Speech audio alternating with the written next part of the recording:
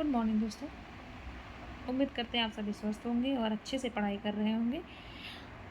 जैसा कि आप सभी जानते हैं, यूजीसी नेट और असिस्टेंट प्रोफेसर के पाठ्यक्रम में अनेक नाटक, निबंध, कहानियाँ, उपन्यास और अन्य गतिविधियाँ लगी हुई हैं।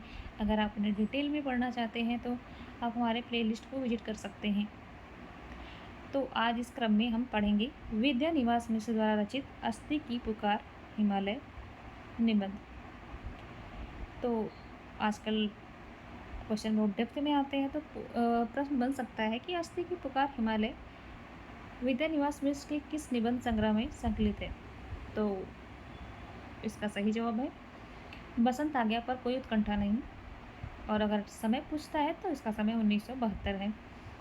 और अगर विद्या निवास मिश्र जी का जन्म पूछता है तो विद्या निवास मिश्र जी का जन्म 28 जनवरी 1926 में हुआ है।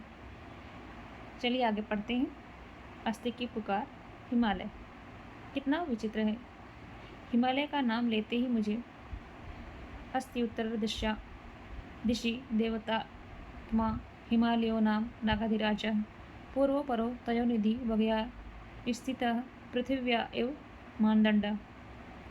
इस श्लोक का अस्थि उद्भाषित होने लगता है। संस्कृत भाषा में वैसे अस्थि क्रिया के बिना वाक्य पूरा हो जाता है। हिंदी या अंग्रेजी की तरह अस्थि की समानार्थक क्रिया देने की व्यवस्था नहीं। तब क्यों यह अपार्थ अस्थि का आग्रह, वह भी कालिदास के द्वारा।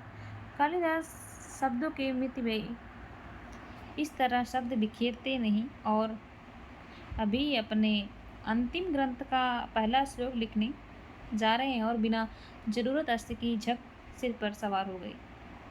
तो कहीं कुछ गड़बड़ है। कहाँ, हिमालय में या कालिदास में, या शायद हिमालय और कालिदास की धरती में। इसका अनुसंधान करना चाहिए। बरसों हुए स्वर्गीय राहुल जी के साथ रहने का सुयोग प्राप्त हुआ था। यकायक उन्हें बीच में कभी बेकली होने लगती थी। विद्या निवास जी, हिमालय मुझे बुला रहा है, काम समेटिए, अब यहाँ काम नहीं होगा। ऐसे वज्र नास्तिक आदमी को यह बुलावा क्या बात है। आखिर हिमालय देवात्मा है। गीता के अनुसार साक्षात भगवान वासुदेव का विग्रह है। स्थावरणाम हिमालय। उस हिमालय को बुलावा ही भेजना हुआ तो पहले राहुल जी को ही भेजना था, पर नहीं। शायद हिमालय को अपने देवत्व से अधिक अस्थि पर श्रद्धा रखने वाले का ख्याल है और राहुल जी इस अस्थि में विश्वास करते थे, क्योंकि वे हिमालय को भारतीय जीवन प्रवाह का स्रोत मानते थे। इस जीवन प्रवाह में भाषा, संस्कृति, समाज चेतना, ऐसा सभी कुछ शामिल है जिसका समष्टि चैतन्य से संबंध हो। राहुल जी के लिए जीवन भर हिमालय भूत नहीं, भविष्य नहीं, केवल अस्थि रहा। केवल हिमालय ही नहीं, हिमालय की प्रकृति, संस्कृत भाषा भी उनके लिए अस्थि रूप थी। उस समय के मूर्धन्य कवि कालिदास अस्थि रूप थे। हिमालय की छाया में बसी हुई सामान्य जनता शक्ति का अजर स्रोत भी मैं समझता हूँ। इसलिए हमारे जैसे बहुत से आस्तिकों से वे कहीं ज़्यादा आस्तिक थे।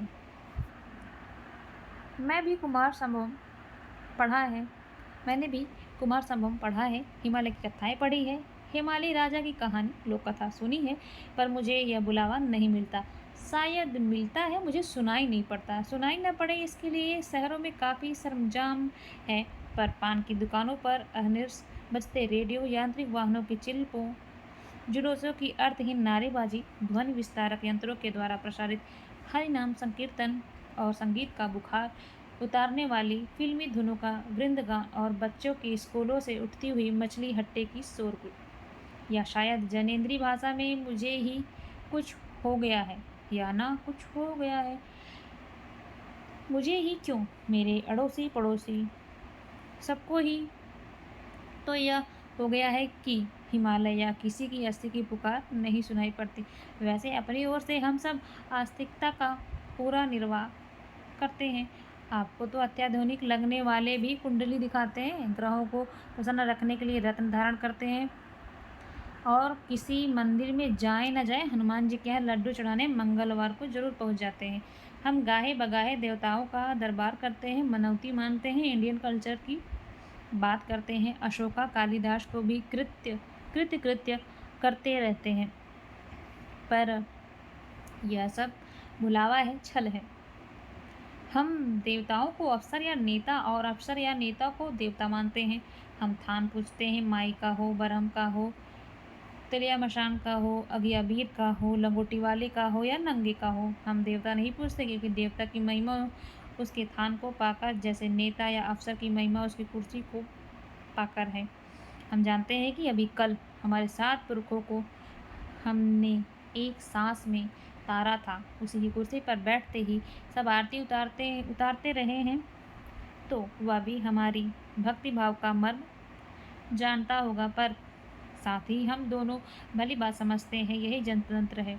ऐसे ही सब चलता है। हमारी नज़रों में एक श्रेष्ठ श्रद्धा कोई मूल्य नहीं, क्षण क्षण नया नया रूप धारण करने वाली श्रद्धा की वास्तविक युग श्रद्धा है। इसी पैमाने से हम देवता को भी नापते हैं। हर देवता का एक स्थान होता है। भारतवर्ष की राष्ट्रीय एकता की बात करनी होगी तो वहाँ नागाधिराज हिमालय का नाम जरूर लेना चाहिए। 2-4 सूखे अन्न धुले अन्न रंगे रश्मि अक्षत चढ़ाने ही होंगे, या पहले के चढ़ाए अक्षत ही फिर चढ़ाए, कोई हर्ज नहीं। अगर हिंदुस्तान की जनता से त्याग के लिए अपील करनी होगी तो श्रीमद् भागवत गीता से उद्धरण देना ही होगा। उस स्थान के नाते भगवान कृष्ण को भी पान सुपारी भेंट की जाएगी।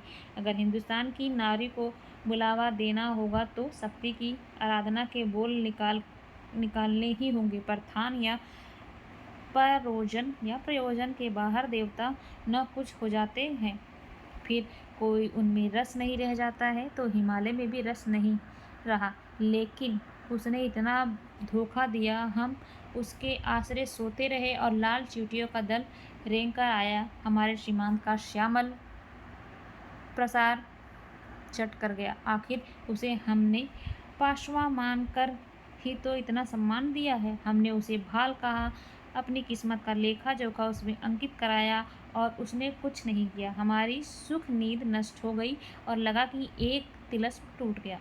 जैसे कैसा नागपत कैसा विषाद। यह तो कहिए उन चींटियों की मेहरबानी की, उसने 2-4 अंडे भर इधर उधर लुढ़का दिए, पर खुद जायका लेकर वापस रेंग गई। बस आतंक जमा गई। हमने करवट बदली और फिर नींद आ गई। लगा एक दुःस्वप्न था, गुजर गया। उसका असर कम करने के लिए हमने ढेर सी कविताएं लिखी, और असर कम होना था, कम हो गया। धुंधली सी याद रह गई है, ऐसी याद जिसमें हार और जीत में सब कोई फर्क नहीं दिखाई पड़ता। बहुत करके हमारी ही जीत हुई, क्योंकि हमारी नींद टूटकर फिर अपने सनातन क्रम से जुड़ गई। अब तो खैर हिमालय के विश्वासघात का भी गम नहीं रहा, और सच पूछिए तो गम रहा ही नहीं, गम की बात भर है। क्योंकि गम की बात न रहे तो बड़ी ऊब होने लगती है, फिर काफ़ी बदमजा हो जाए। उबासियों के मारे काफ़ी घर उजाड़ होने लगे, और फिर टुटपुंजिए संस्कृतिबाज बुद्धिजीवी का कोई ठौर न रह जाए। गम गलत करने के दूसरे साधन तो पहुँच के बाहर हैं, बस ले देकर काफ़ी हैं, और काफ़ी की जान है गम की बात, या ठीक कहें बात की झाग। अधिक जली झाग, जिसके नीचे समस्त स्वादों को जुठलाने वाला एक स्वाद है, कशैला। हम वस्तुतः सिद्धावस्था में पहुँच चुके हैं, इसलिए हमें वर्तमान नहीं छूता। हमें केवल भूत पकड़ता है या भविष्य खींचता है। वर्तमान हमें श्लेष मात्र भी नहीं प्रभावित करता, इसलिए हम अस्थि की अटपटी भाषा समझ नहीं पाते। कैसा अस्थि, कौन अस्थि, इसके लिए अस्थि हिमालय था, रहा होगा, हमसे क्या। हम अपने आप में खुद हिमालय हैं। ऐसे हिम के आलय जो पिघलती नहीं, बस जमी रहती है या और जमती चली जाती है, जिससे कुछ निकलता नहीं, जिसमें चीज़ें यथावत पड़ी रह जाती हैं। जैविक व्यापार जहाँ आकर समाप्त हो जाता है। तुम याद दिलाते हो हिमालय कुल पर्वत है, कुल पर्वत ही नहीं कुल का करता है। यद्यपि उम्र में विंध्य आदि से कुछ नया ही पड़ता है।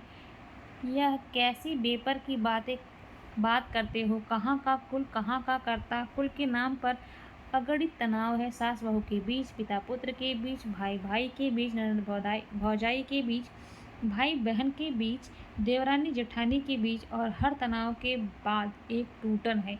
कर्ता के नाम पर एक कर्म रह गया है, एक मरा हुआ व्यक्तित्व रह गया है, जो असमंजस स्थापित करते करते इतने असमंजस में पड़ गया है कि उसे मरने की भी स्वतंत्रता नहीं रह गई है। धर्म, अर्थ, काम, मोक्ष सब बेईमानी बेमानी हो गए हैं। पुरुषार्थ व्यर्थ है, जिंदगी बस एक ठहराव रह गई है जिसमें कुछ चीज़ें अटक गई हैं। बर्फ के दबाव से यही क्या कम है कि सड़ी नहीं जो चीज़ें अटक गई हैं वे न देशी हैं न विदेशी, वे बस जिंदगी के ठहराव की शिकार हैं। इसलिए हर जिंदगी अपने शिकार पर अलग अधिकार जताती है और दूसरे के शिकार को अशुद्ध बतलाती है। हर आदमी भारतीयता की अपने ढंग से परिभाषा करता है, क्योंकि हर आदमी ने एक परिभाषा कहीं से फंसा कर कैद कर ली और उसी को पारदर्शी बर्फ की दीवार के अंदर से दिखलाता रहता है।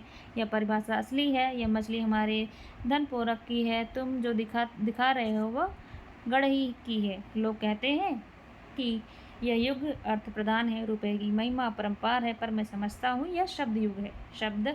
शुद्ध शब्द युग, शब्द जिसमें अर्थ एकदम असंपृक्त हो, निरा केवलीभूत शब्द हो, अर्थ के मोहपात से युक्त हो। शब्द की महिमा के आगे किसी की महिमा नहीं। शब्द की महिमा न होती तो हिंदुस्तान के संपादक हिमालय जैसे अर्थशून्य विषय पर लेख लिखने की इतना आग्रह क्यों करते? हिमालय एक शब्द है, हिंदुस्तान एक दूसरा शब्द है, और हिंदुस्तान का हिमालय परस्त लेखक एक तीसरा, पाठक एक चौथा। चारों शब्द हैं, इसलिए दूसरे से जुड़े हुए। अगर ये अर्थ होते तो इनमें आपस में लगाव होता, टकराव होता, झगड़े होते, कोई टूटता कोई तोड़ता। पर इन शब्दों की यही तो खसूसियत है कि ये बड़े मासूम हैं। ये एकता में विश्वास करते हैं, एक रक्षता में विश्वास करते हैं। इनमें आपस में कोई भी तनाव होने की संभावना ही नहीं। अब तुम पूछोगे, और अस्थि भी निरा शब्द है या नहीं? तो क्या कहूँ, यही तो एक कांटा है जो बराबर चुभता रहता है, लाख कोशिश करने पर भी निकलता नहीं। मैं भूलना चाहता हूँ कि कुछ हूँ, क या ख या ग, क्योंकि क के तब भी दारुण विपत्ति, ख या ग हूँ तब भी संकट। कुछ कहा जाए, इससे तबीयत बड़ी घबराती है, क्योंकि कुछ कहा जाने का मतलब होता है कि कुछ न कहा जाना, और इसके लिए आज का संशयालु चित्त तैयार नहीं है, क्योंकि उसमें साहस नहीं है कि कह सके मैं यह नहीं। परंतु कितना भी कतराऊं, कुछ हुए बिना रह भी तो नहीं सकता। इसलिए कोशिश करता हूँ कि जितना अधिक अपने अस्थि को धुंधले रूप में प्रस्तुत कर सकूँ, उतनी अधिक बचाव की संभावना रहेगी। पर अस्थि है कि हिमालय की तरह उज्ज्वल, उदात्त और मूर्धन्य बनकर जीवन पर छाना चाहती है, और यही चीज़ कर करकती रहती है। अस्थि यदि पीछा करता है तो उससे आगे दौड़कर लुक छिपकर त्राण पाया जा सकता है। आगे से आक्रमण करना तो पीछे मुड़कर भाग कर अपनी रक्षा की जा सकती है। यह तो निरंतर सिर पर सवार हो, उससे बचाव का फिर क्या रास्ता? भूगोल, हिमालय भूगोल रहता तो उसे भूलना आसान था। कमरे से नक्शे हटा देने से इस समस्या का समाधान हो जाता, और अगर यह इतिहास होता तो भी प्रगतिशील होकर इससे मुक्ति मिल जाती। यह अगर केवल चौकीदार होता तो नींद की गोली से, इसके परवल की पुकार से छुट्टी मिल जाती। पर यह न भूगोल है न इतिहास है, न भूगोल है न इतिहास, न भूगोल या इतिहास का प्रहरी। यह तो बस है एकमात्र अस्थि, न भूत न भविष्य। हिमालय का यह अस्थि रूप हमारी सुशिक्षा का ही मूर्तकरण है। हिमालय के अस्थि का स्मरण कालिदास ने कुमार संभव के बीज के रूप में किया। हिमालय गौरी गुरु ही नहीं, देव सेनानी स्कंद की जननी के पिता भी हैं, हमारी वर्चस्विनी शक्ति के स्रोत हैं। और इस शिक्षा का स्मरण सचमुच बहुत ही कष्टकर है। हमारा समूचा जीवन क्रम असंतुलित हो जाता है। इस अस्थि की छुअन मात्र से हमारी विजड़ित चित्र से संयोजित वस्तुएं संडान से ग्रस्त हो जाती हैं। हम एकदम निश्चल होने लगते हैं। रचयिता बनने की समस्त सुविधाएं एकदम नष्ट होने लगती हैं। बैठे बैठे प्रगतिशील कहलाने का गौरव पानी पानी होने लगता है और विश्व भावनशीलता की बर्फीली खोल यकायक कीच पौधों में रूपांतरित होने लगती है। इसी शायद इसीलिए हम हिमालय और उसके अस्थि से इतनी तटस्थता आज दिखला रहे हैं और यह जतला रहे हैं कि इस अस्थि की पुकार हम तक नहीं आती। हम क्या करें? हमें देश का दर्द नहीं होता, हम क्या करें? हमें किसी चीज़ का दर्द नहीं होता, हम क्या करें? पर यही क्या कम दर्द है कि दर्द नहीं होता? दर्द नहीं होता या दर्द भी तो एक प्रकार का अस्थि है, प्रकाशवान न सही, सिलहटी सही, पर अस्थि तो है। तीखे निषेध के प्रकाश में यह अस्थि स्याह पड़ा दिखता है, बड़ा भयरूप और डरावना दिखता है। पर न दिखे ऐसा तो नहीं होता, उसकी पुकार उल्टी दिशा में जा रही हो, पर उसकी डरावनी प्रतिध्वनि न सुनाई पड़े ऐसा तो नहीं होता। याद आता है किसी कहानी में सुना था कि शिव की बारात ऐसी जमी कि खिलाने पिलाने में ही अनंत रत्न प्रभाव हिमालय की धन दौलत चुक गई। दहेज देने को बस 52 हंडा सुहाग बचा और पार्वती उस 52 हंडा सुहाग लेकर पति गृह चली। वहाँ कोई सास ससुर नहीं, नंद भौजाई नहीं, एक बैल वाहन भंगेड़े पति और अपने साथ का 52 हंडा सुहाग और सुहाग पतिव्रताओं ने मारे घमंड के नहीं भोगा निचली जातियों की स्त्रियों ने, और पार्वती ने मुक्त भाव से उन्हें सुहाग दिया। लगता है हमारे निश्चय संस्कृति का सुहाग अहमन्य अभिजात वर्ग में न होकर, हैसियतदारी में पैमाल मध्यम वर्ग में न होकर उसी अकिंचन वर्ग में सुरक्षित है जहाँ देश का अस्थि है, भूगोल या इतिहास या जाति के रूप में नहीं, बल्कि एक ऊंचे उदात्त उज्ज्वल सत्य रेखा के रूप में। सत्य रेखा जड़ नहीं, निरंतर तप से द्रवित हो रही और निरंतर पुराने स्रोतों को नव जीवन दे रही है, नए स्रोतों को मोड़ दे रही है। एक सत्य रेखा मेगावाटों या प्रति सेकंड घन फुटों में नापी जाने वाली शक्तिपिंडी नहीं, वह अपरिमेय ऊर्जा है जिसका ऊर्जस्व निरंतर खर्च होने से ही कायम रहता है। तथाकथित अज्ञान में प्रकाशमान यह सत्य हमारे झूठे ज्ञान के अभिमान को एक चुनौती है, हमारे सांस्कृतिक वैभव को एक चुनौती है। वह यह शाय पड़ा हिमालय बाहर नहीं भीतर है।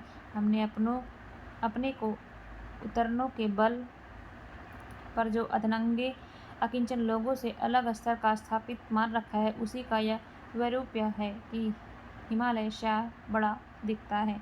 क्या इस विरूप अस्थि की पुकार हमारी निश्चलता को उघाड़ सकेगी? और हमारी चेतना पार्वती से सुहाग भोगने की अधिकारिणी तो रही नहीं, क्या तुर्किन खटकिन धोबिन से ही सुहाग के लिए निसंकोच हाथ पसार सकेगी?